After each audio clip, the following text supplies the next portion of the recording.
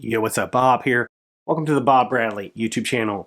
Today I'm going to be talking about the Muse Master Edition reissue series from Time Traveler Records, spearheaded by Zev Feldman.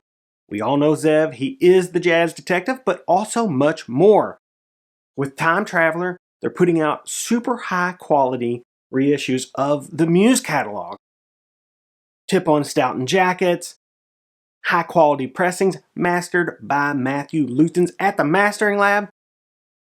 Yeah, same as last time. The first time they did, Roy Brooks, The Free Slave.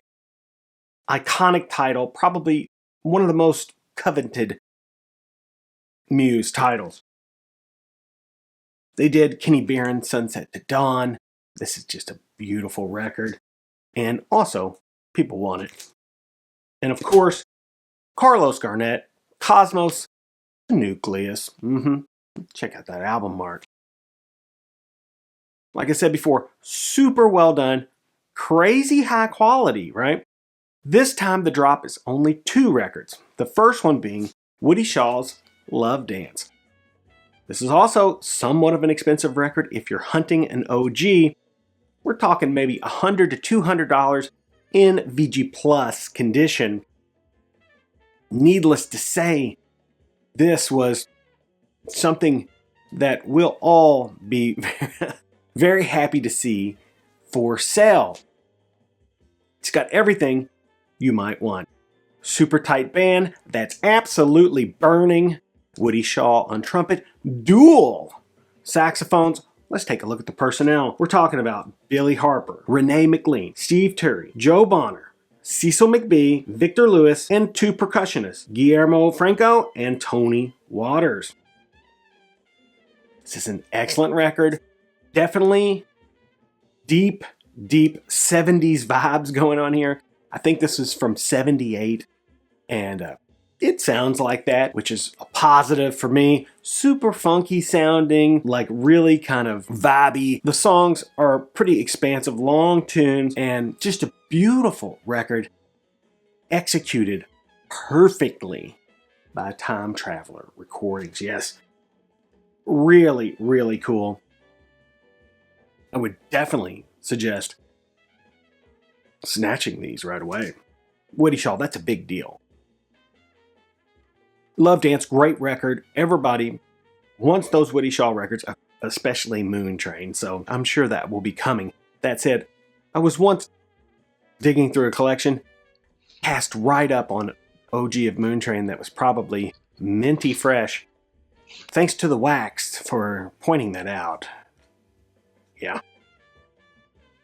You know, you can't get them all. I just zipped right past it. All right, the second record from this drop is one I absolutely love. This is totally my speed. As soon as I put it on, I was like, yeah, this is it.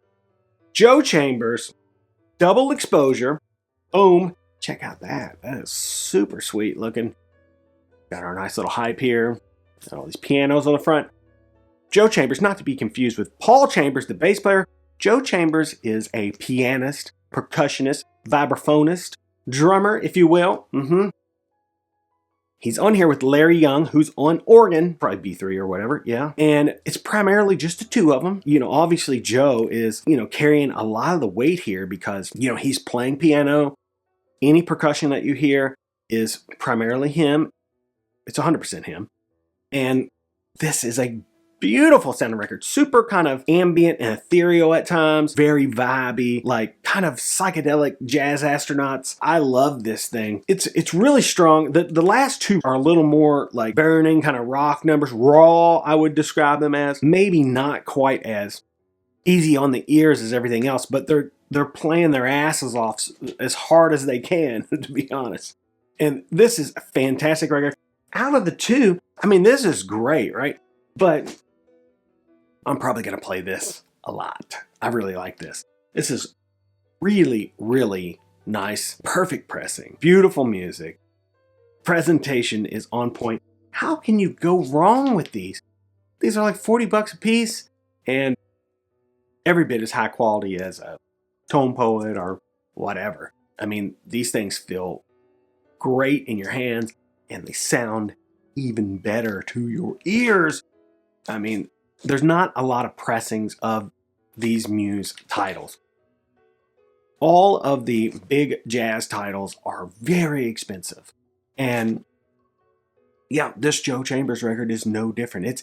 It's a hard to get record. People want it, and it costs a lot of money to get an OG. So I can tell you right now, they sound phenomenal and cannot recommend these enough. If you're into this kind of thing, if you're into the small jazz labels, if you're into really vibey jazz music, especially from the 70s, this is it.